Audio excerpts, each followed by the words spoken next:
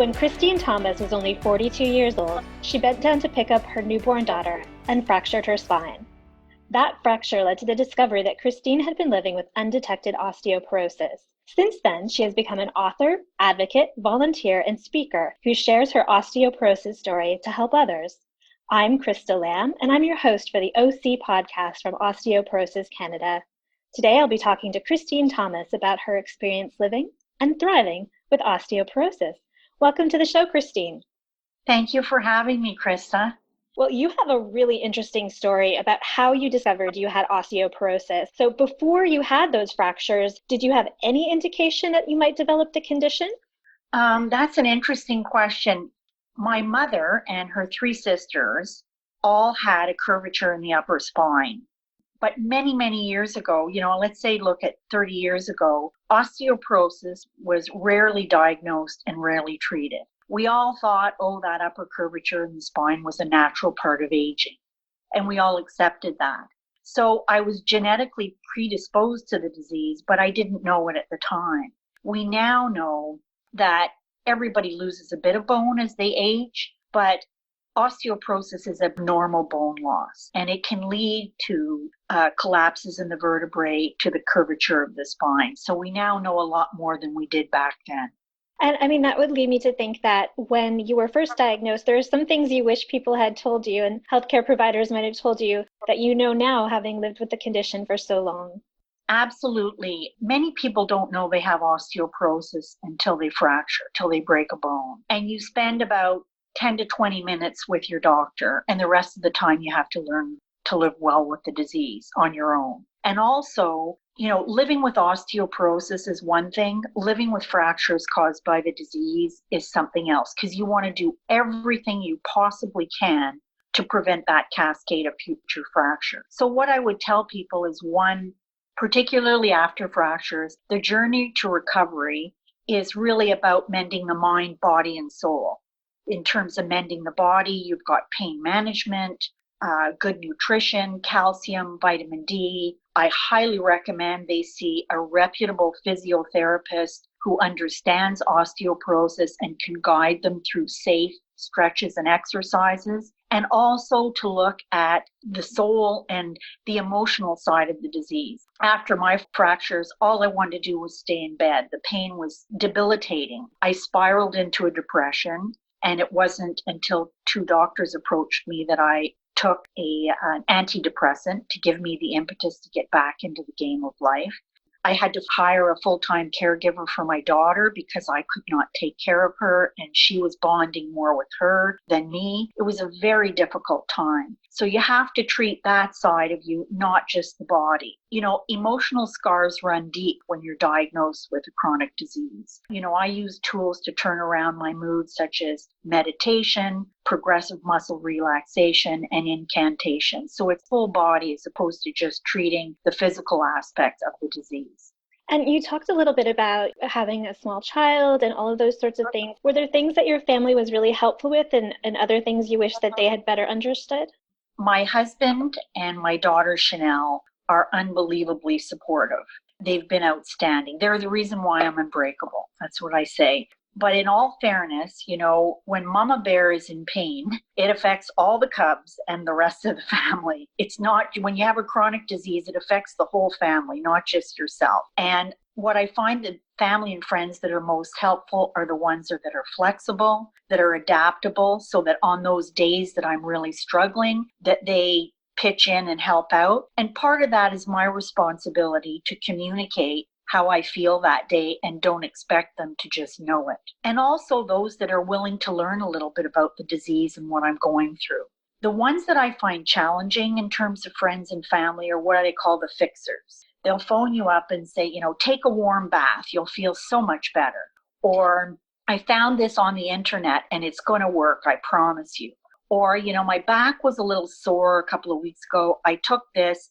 It's magical. You got to try it. I just politely say thanks for sharing, because having a mild sore back versus 5 compression fractures, there's quite a bit of a different scale there. But part of it is my communication in response to those people, because pain is something that it's invisible. You can't feel it, you can't see it unless you're living it. So I've learned it's my responsibility too.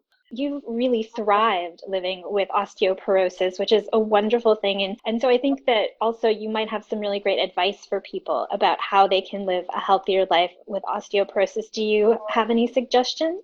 Yeah, one of the things I always tell people is to do your homework. Look at reputable sites such as Osteoporosis Canada. Know your family history. Prepare for your doctor's appointments so that you go in, let's say, your top 3 questions. Know your risk for breaking a bone. The Osteoporosis Canada site has a quick risk quiz. A lot of people talk about your bone mineral density test, but knowing your risk for breaking a bone is not just about the bone mineral density test. There's other factors.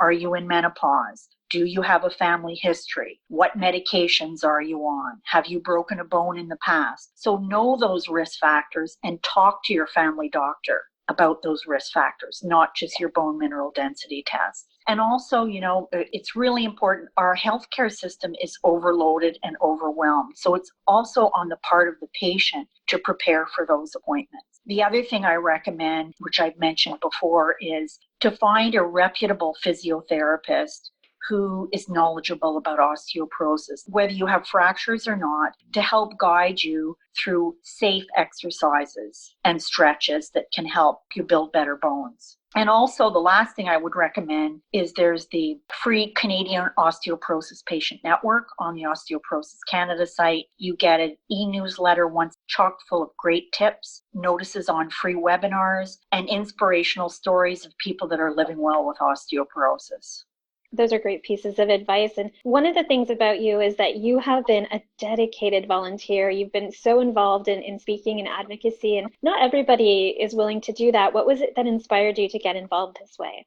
Well, it's interesting. After I completed my executive MBA at Queen's University, I knew at some point in time in my life I wanted to volunteer because of my skills and experience with a not-for-profit organization. Never in a million years knowing that it would be because I got osteoporosis. So that was a natural link. And once I began my journey to recovery, I reached out to Osteoporosis Canada, and it was a win-win. I could share my skills, and I learned so much from them, how to improve my bone health and to connect with people who got it, who understood what I was living with and who had gotten through the same trauma as me. I find that in meeting people that are suffering from the disease, it gives me the impetus and the passion to be fearless, to advocate for those people and to share my story. It's not just about the science and the evidence and understanding the disease, but it's understanding the emotional side of the disease for these people that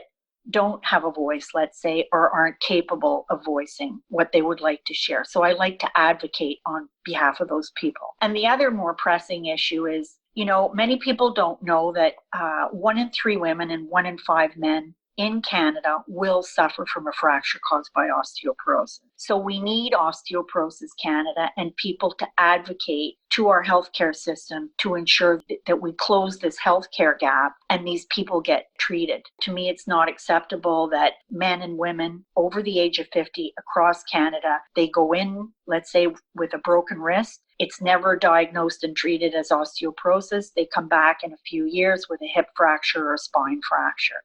So if you look at our healthcare system, that's a tremendous cost. If you look at the individuals, it's a tremendous impact on their quality of life. And so if you are speaking to people, do you recommend that they go to their doctor and ask for, a screening? What would you suggest if people are listening to this and they suspect or they're concerned that they might have osteoporosis? The big thing, as I mentioned, is if they can know a little bit more about their family history and look at risk factors online for on the Osteoporosis Canada site, so that when they go in to see their doctor, they may say, you know what, can I have a bone mineral density test, number 1, and 2, I'm looking and I see that I have a couple of risk factors here. I'm on this medication. My mother had a hip fracture at age 80, etc. So they sit down and have that discussion and say, okay, because what your doctor is to do is they're going to look at your bone mineral density test, your risk factors, plug it into an algorithm, and what comes out is what is your risk for breaking a bone. Yes, you may have osteoporosis, but the most important thing is what is your risk for breaking a bone? Is it Is it low? Is it medium? Or is it high? And if it's high, that's when you have to say, okay, what are we going to do here to manage your bone health at any level? But it may not just be calcium, vitamin D, and exercise. You may need an osteoporosis treatment to ensure or to reduce your risk for breaking a bone. And I think that's really important information for people to recognize and to know. So thank you. And one of the ways that you've been sharing your story is through your book and your blog. Your book is called Unbreakable, which is a wonderful title. And so why did you decide to write the book and start sharing through the blog? I guess a couple of reasons. One, I wanted to share my story and encourage men and women to take care of their bones, and also dispel some myths about the disease. Many men don't realize, they think it's a woman's disease, where actually it's both men and women are affected by osteoporosis. And also, at the time when I fractured, I couldn't find any books out there that really helped me. There were a few that were written from a doctor's perspective, but they missed quite a bit in terms of pain management, exercise, and living with the emotional side of the disease. And so when I put the book together, it's not just evidence-based research. I also decided to share my journey. When I give seminars and when I talk about the book, telling my story is very difficult because it brings back a lot of bad memories. But I've made the decision that it's very important and it's necessary and it's compelling. And that's what helps even politicians stand up and listen to say, okay, we got to do something about this. How can we move forward? I think that you offer such a unique perspective, both in the book and in your advocacy work. And so now when you meet someone who's newly diagnosed, what do you say to them? Well, I start out by saying you can live well with osteoporosis. You can manage this. It's going to be a journey. It may take some work, but you can live well with the disease. When I was diagnosed, it was overwhelming. It was debilitating. It was depressing. But I can now say at 61 that I managed the disease instead of letting it manage me. So I share that with people to say, yes, I went through a difficult phase, but with the right resources, with the right support, with the right attitude, doing your homework, looking at reputable sites, not all these sites that could be coral calcium or something magical, that if you do your homework and get the right resources and the right help, you can manage this disease and you can live well with the disease. Wonderful. Well, thank you so much for sharing that and for sharing your story with us today. I really appreciate you being on the show. Thanks so much, Krista. Take care.